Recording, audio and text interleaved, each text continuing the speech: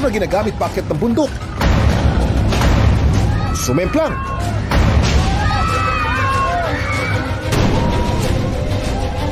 Sa pagbagsak ng motor, may nadali nga ba?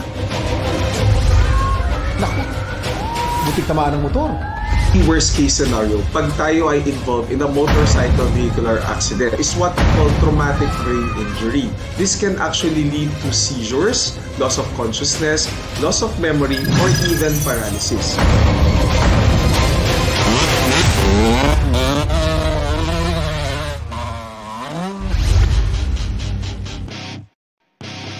Nakunan ang video na ito na umani na ng mahigit 1.4 million views.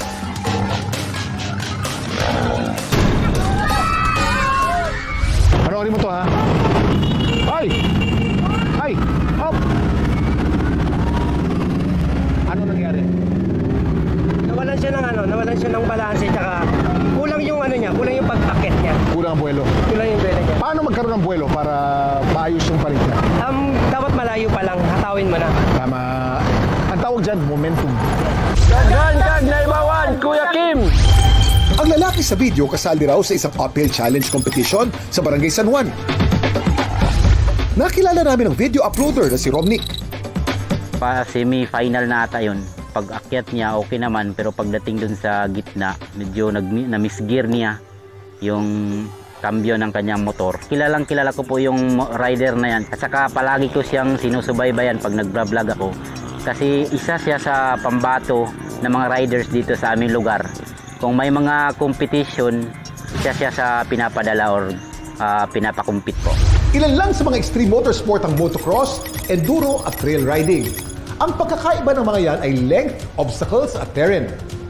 Motocross ang tawag kapag may man-made tracks na dadaanan.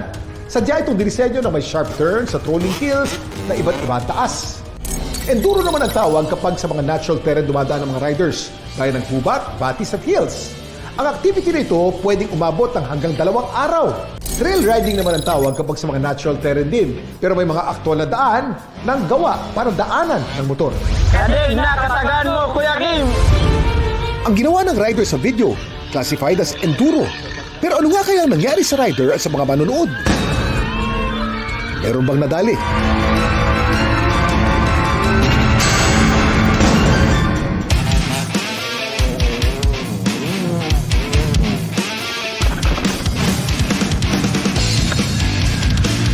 Ako po si Aping, yung rider sa video.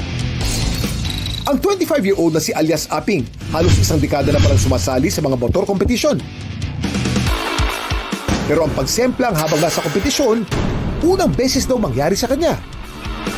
Hindi ko po nakita na papalapit yung motor sa akin dahil ang inisip ko na lang yung sarili ko na tumalon para hindi ako madala ng motor pababa. Sobrang takot ko. Bakit nga ba sumemplang si Aping?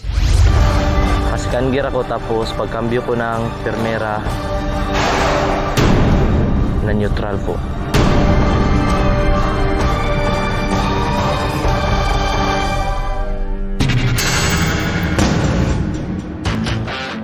Sa ngayon, may battle scars na raw itong motor ni Aping. Nawasak po yung front back fender, tapos yung frame seat. Ito po yung cover na side cover na nawasak. Yung manabela ko na yupi. Yung panghuli, yung reaching plate, nawasak din. Pero ang good news, pwede pa naman itong magamit ni Aping. At ngayong umaga, ayaw na niya magpaapi. Kaya ang paahon na ito, aakyatin daw niya para sa atin.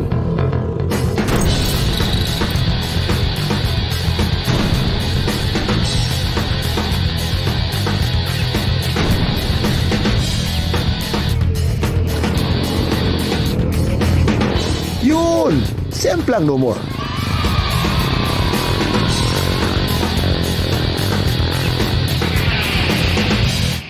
Ang ganitong klase ng aktibidad talaga namang may kakampal na panganib. Kaya mga sumasali sa extreme motorsports, mga professional at praktisado. Sa kabutiang palad, kahit 5 taon ang kompetisyon na ito sa Barangay San Juan. Wala pa namang nasawi, rider man o manonood. Pero paalala lagi ng mga eksperto, iba yung pag-iingat pa rin para sa lahat. if we are involved in an accident and palagay natin wala naman tayong galos, okay naman tayo, I will strongly suggest that you still seek consult. Patingin pa rin muna natin to sa either sa rehab medicine doctor or orthopedic surgeon para ma-assess tayo ng maayos. Minsan talaga sa buhay, sesemplang tayo.